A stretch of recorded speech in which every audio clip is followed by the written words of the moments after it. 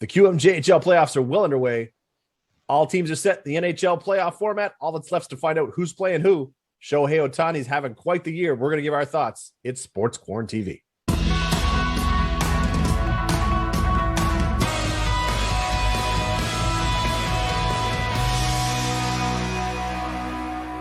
What's up, everybody? Welcome to another episode of Sports QuaranTV. Chris Dobson, Gerry Green. It's going to be a great episode. We're going to be talking a lot of playoff action here, hockey in both multiple leagues, MHL, NHL, QMJHL. We've got it all. We've got a great show. First and foremost, Gerry, I know things have been busy for you. You've been around a couple rinks lately as well. But before we get into it, we've got some big conversations to happen to the QMJHL. Yes, finally, the Charlottetown Islanders get to play hockey, Chris, and it appears they had no rust. It appears they were ready to go. And besides the skeptics, of which I was one, and not saying they wouldn't be capable of coming out of the chute red hot, it was just suspect of the challenge it would have been to be off for 3 weeks and having not seen Bathurst all year and playing Halifax and Cape Breton for so long. So it was a challenge, and they stood right up and got 2 games under their belts already, Chris, and outscoring Bathurst 10-5. It looks like a foregone conclusion. What about you? I was looking at a lot of things, and I was a little shocked to see Bathurst come out as flat as they did in game one. Maybe you want to call it jet lag or road fatigue or whatever you want to call it, but I was looking at a few of the numbers too that really kind of shocked me, and that was game one, the shots were 40-18 in favor of Charlottetown, and that it's Bednar had a night cut out for him. He was peppered at all angles. But this Charlottetown team is really good. So Colton Ellis, yes, he pitched a shutout in his first game. I think it was a 3-0 win for Charlottetown. But overall, I was looking at the major numbers.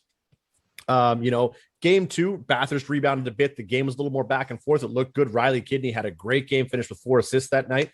But the numbers that were surprising to me is I was looking at the power play numbers, Gerry. And for the series so far, Bathurst is now 1 for 8. Charlottetown's 0 for 6. That was the surprising number for me to see Charlottetown not score on the power play. Yeah, and then in 2 games, those penalty numbers are down. So you got a couple of good, disciplined teams that are trying to win it by not giving the other team an advantage by taking penalties. So, yes, Bednar played well in that first game, but still, you got to score a goal for him if you're going to try to win that game. But it appeared right from the get-go in both game one and game two, Chris, Charlottetown comes out of the chute ready, and Bathurst doesn't. Charlottetown in game two had a 3-0 lead after 1 period of play, and then Bathurst did come back and make a game of it. But I think the Islanders, again, maybe challenging themselves a little bit because they have been toying with teams, if you will. My apologies again about Halifax and Cape Breton, but they've been the cream of the crop in the Maritime Division. Right. It looks like they're going to rise to the top. And if they do, Chris, 2 other teams have already advanced in Val-d'Or and Chicoutimi. Val-d'Or did it today by sweeping through Rimouski, and the numbers 17 goals for and 4 against Rimouski, Chris. So they've got goaltending that's ready. And Chicoutimi did the same, sweeping through Quebec by a count of 13-3. So Alexei Shank looks like he's ready for Chicoutimi. The problem for those 2 teams are they're going to have to play each other because the winner of Blainville-Victoriaville is then going to have to play Charlottetown because Charlottetown got the number 1 seed. And that's because they finished on top of the overall standings, Chris. So that'll be the Final Four will be very curious. But still, Victoriaville and Blainville haven't been decided yet. They're tied at a game apiece. They play tonight, and both of those games have gone into overtime. So it could be a 5-game set. The first one we'll see. Yeah, I fully agree. I think, and it's been fun to watch. Again, it's the only junior league still playing hockey at this point across the major junior, excuse me.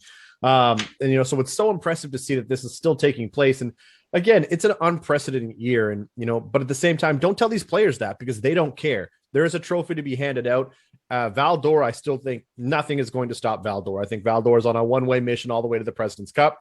They made this for a reason, although there was a bit of a scary situation this week. And that's 10th place. And this is where I'm really curious. We have a couple of things to talk about in the Q1. Don't forget the draft lottery was today's too. We'll talk about that a little bit.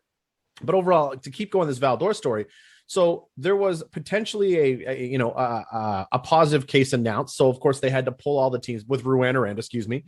So when this comes off and how it's all played out, of course Rouyn-Noranda, who was they were all in the same building, I believe, at the time when it was all happening. I see.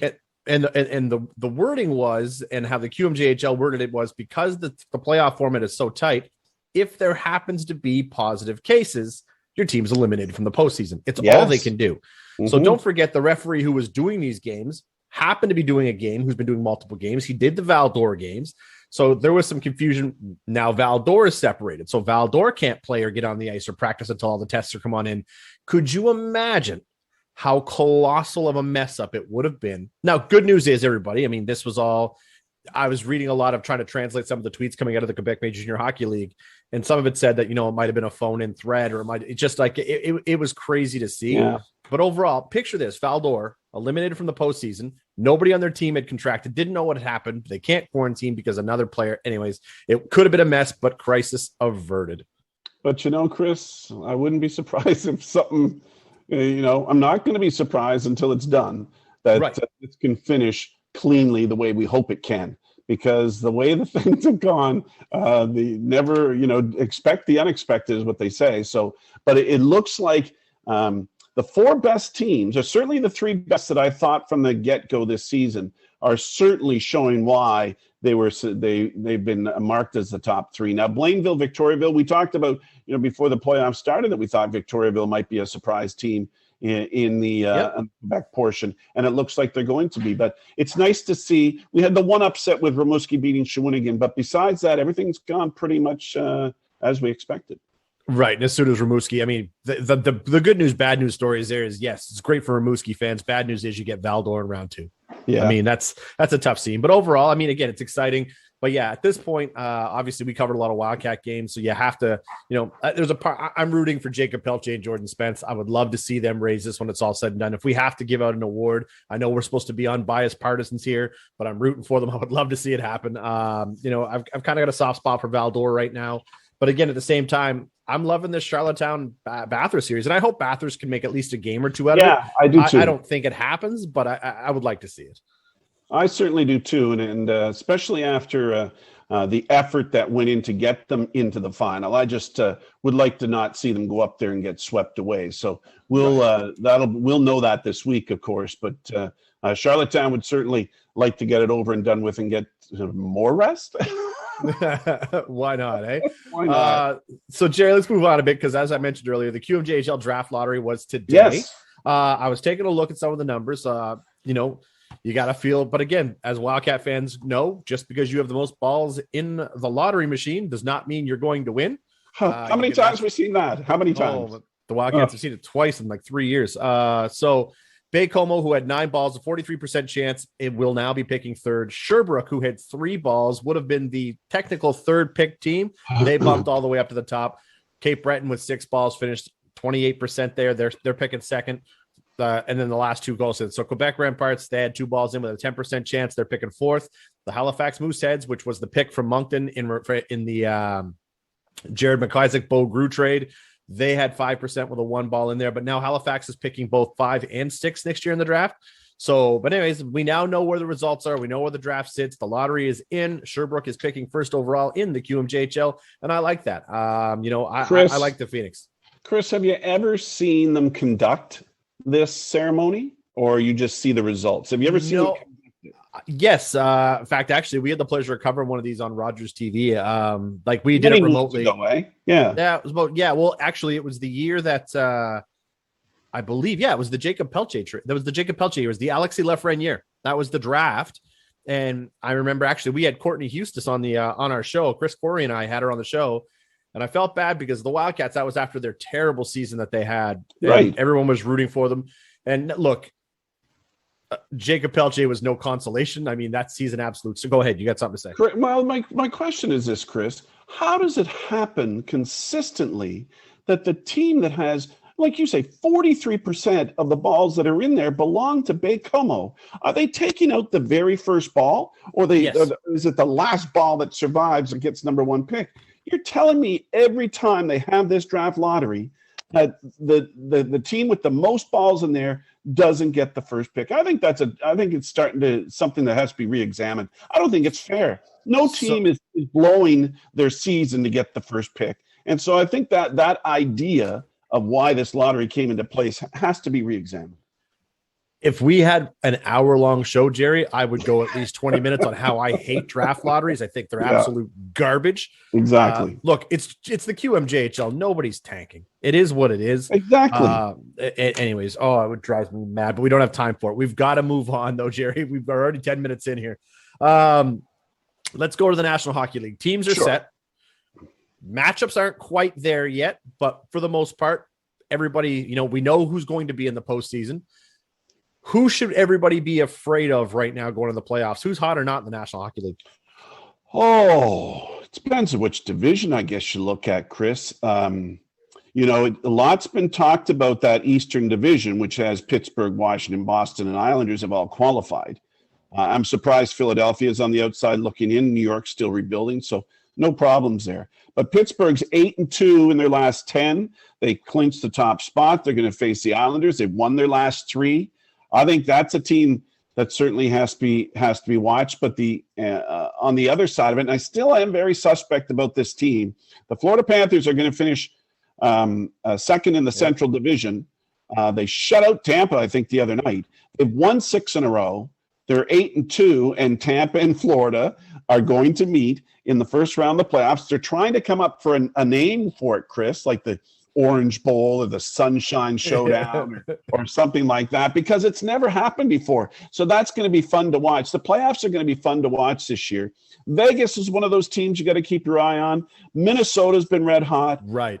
And I think, Toronto or Edmonton is going to come out of the North Division. And I don't think there's too much drama there, which I see drama in the other divisions.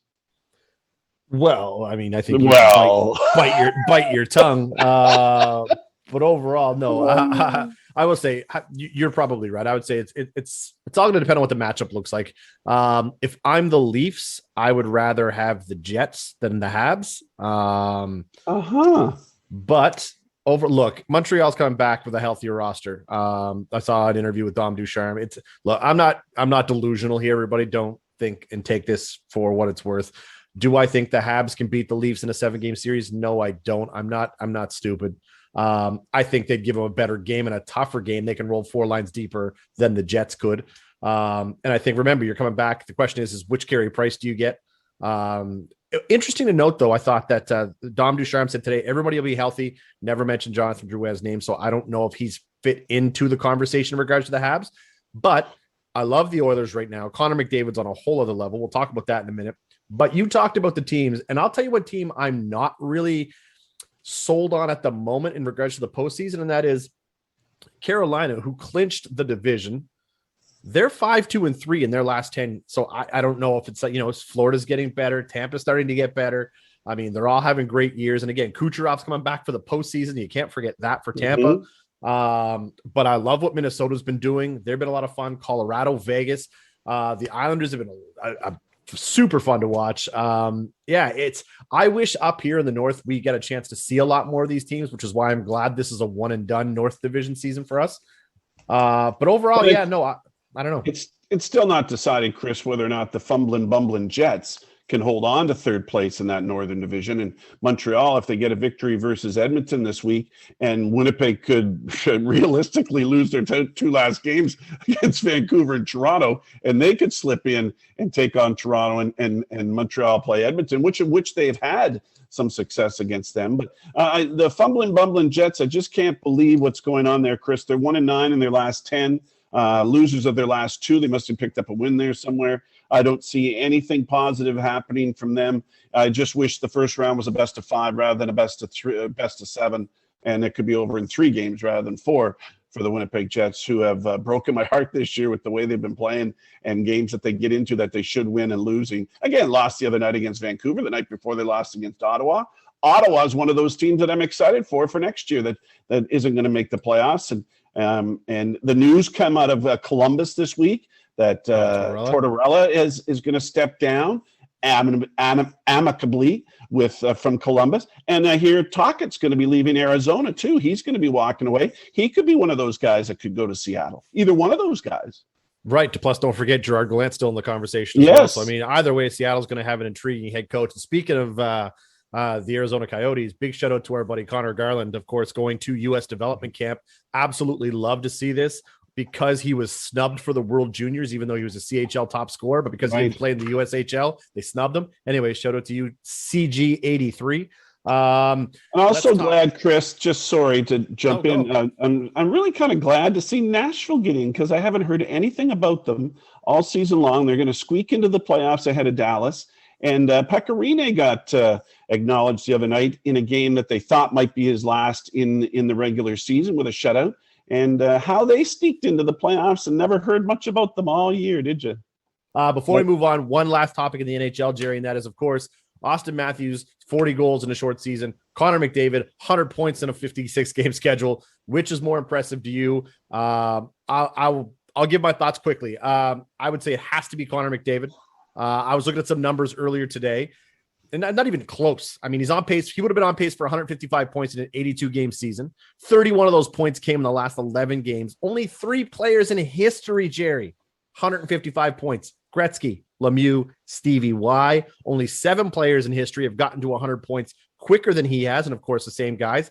Gretzky, Lemieux, Yager, Curry, Nichols, Yzerman, Esposito. McDavid has more assists this season than Matthews or Marner has points. Let that sink in for a minute. Yeah, I know.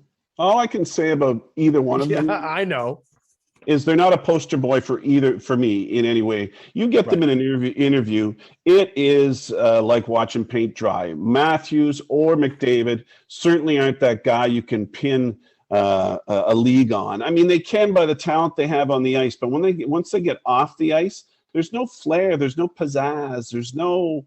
And I don't know if it's because they're on these Zoom meetings and the reporters aren't in the rooms with them or whatever. But certainly McDavid is the one that intrigues me the most. Certainly Matthews can score from anywhere, but McDavid can, with his speed, he's got so many more dimensions, I think, than Matthews does. And 100 points in 56 games. That is outstanding. I just hope he's able to maybe vie for a championship. I hate to see that kind of talent, him and Draisaitl, who could be 1-2 again this year, and we're 1-2 again. We're last year in the scoring race, sitting in there in Edmonton and not having a really supportive cast. So I just hope the good things happen for them as a team into the playoffs. As long as Koskinen's not playing net, they'll be okay. Jerry, let's move to the Diamond. I want to talk about the Jays with you specifically. I want to get your thoughts. They've been inconsistent. Is it time to worry? I mean, they're heading to Buffalo June 1st. But is there any panic setting in Toronto? No, they got some injuries on the pitching staff, Chris, and I've they're still above 500, Chris. They go into Atlanta this week and beat Atlanta down in Dunedin.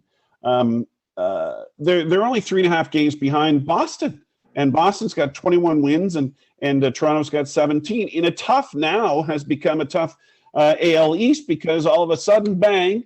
The Yankees have won 7 of the last 10, and where are they sitting? They're sitting in second place. That's how quickly things can happen in baseball. The Yankees were predicted to go well this year. I mean, the Yankees were projected to be the Red Sox were predicted to be a 500 baseball team at best. So, I mean, yeah, it's not surprising to see the Yankees coming up, though. Absolutely. But I like the Jays where they sit. I like their development. I think they've Springer in his injury and some of the injuries to the arms, the starting rotation is going to come around. It's a long season. I just want to hold their head above water until they get some of those recruits back. Well, speaking of Springer, you're absolutely right. That's where I wanted to go next, and that is, how do they allow him to come back? Obviously, they knew he wasn't ready to go. He's back on the IR, and to see what he's done, he came on. They had him in the DH position because they knew he wasn't good to go.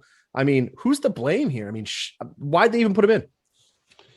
Especially this early in the season, Chris, and it's not like the fans are crying for him to get into the lineup.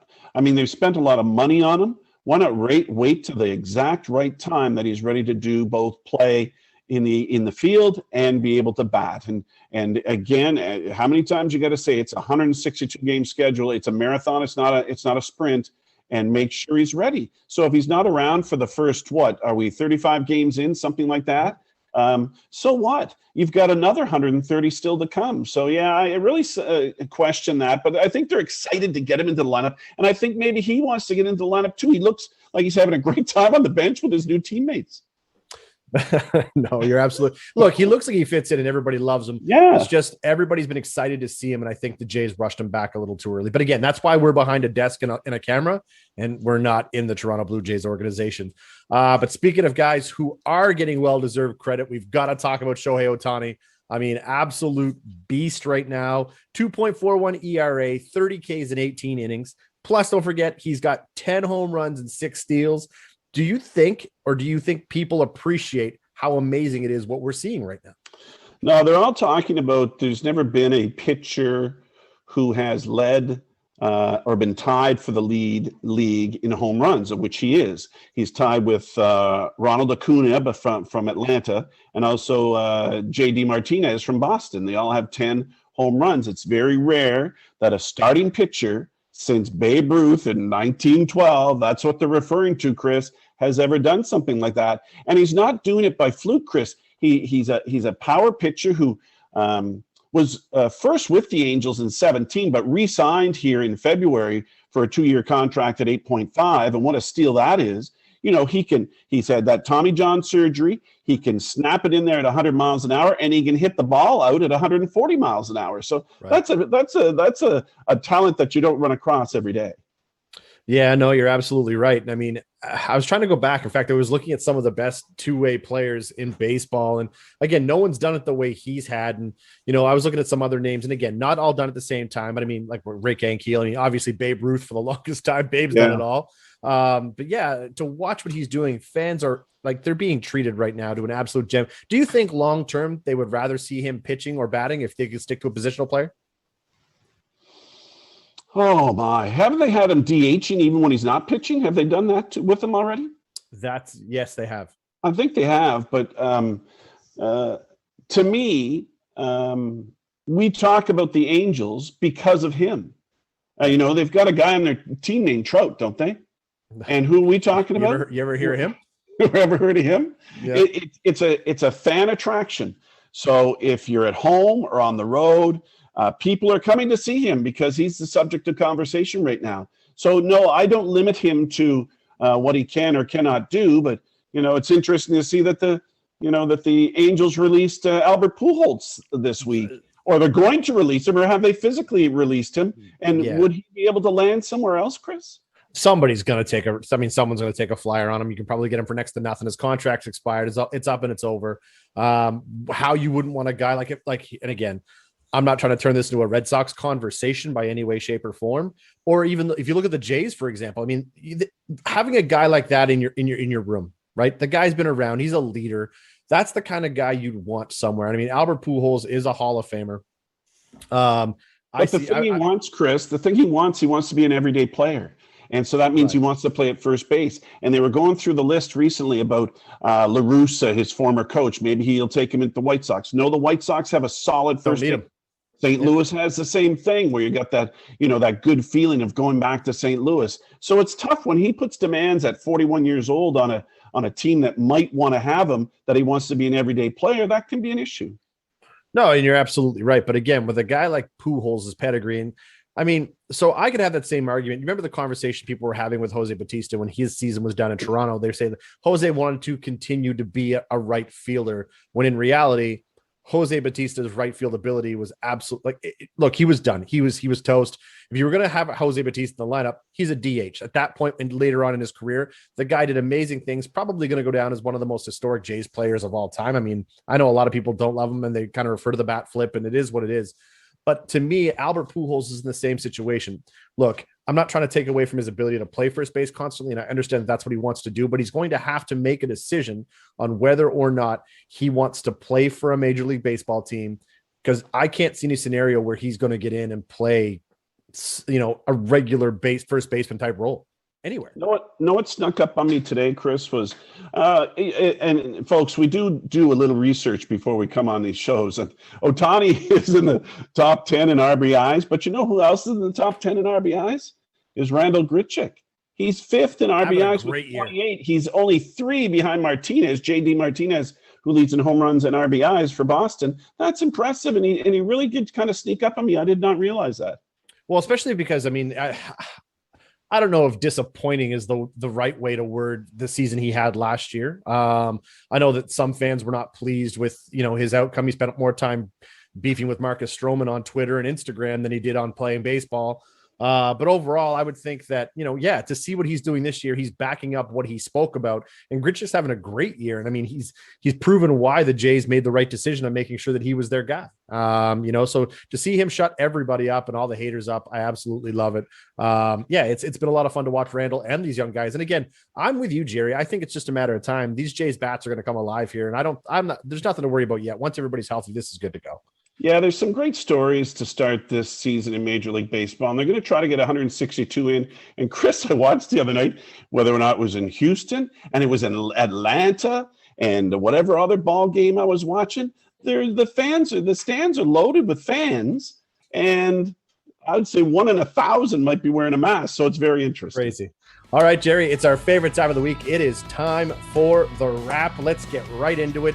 There has been some developments in New Brunswick men's senior baseball. What are you hearing? Well, the Senior Baseball League was expected to get underway, Chris, and there's that bubble problem, whether or not the Charlottetown Islanders could play. So the Chatham Ironmen have decided not to play this year. They're going to take a year leave of absence. They're going to play in the Miramichi Valley Baseball League, which will be fun for local fans. But it leaves the Moncton Fisher Cats and the St. John Alpines out on a limb. So it looks like there is not going to be New Brunswick Senior Baseball this year. The Oakland Athletics might be looking for a new place to play, Chris. Is that true? So I'm hearing whether or not that comes to fruition. Don't hate me, Expos fans, because I know a lot of you would love to see them relocated back to Montreal. To me, I would suggest they're probably going to end up in Vegas. I mean, they've got a hockey team there. The Raiders just moved there from the NFL. Why not complete the trifecta with Major League Baseball? So that's where I see them going.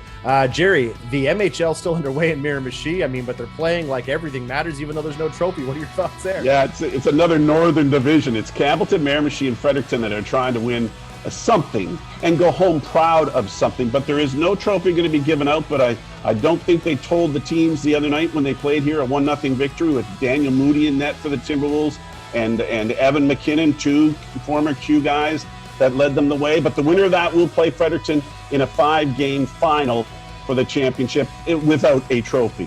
What about Man City? They collecting trophies, Chris. Their 3rd Premier League title in 4 years. Absolutely lethal. Love to see it. 3rd title, 4 years. Cool thing about this season for them, though, led the league in scoring with 72 goals. They did it without a known striker. They had 17 different goal scorers. Mind-blowing. I love seeing stories like that. That's going to wrap it up for us on the wrap this week, though, Jerry. We appreciate everybody tuning in. As always, it's been fun. Thanks for watching, and we'll see you next week.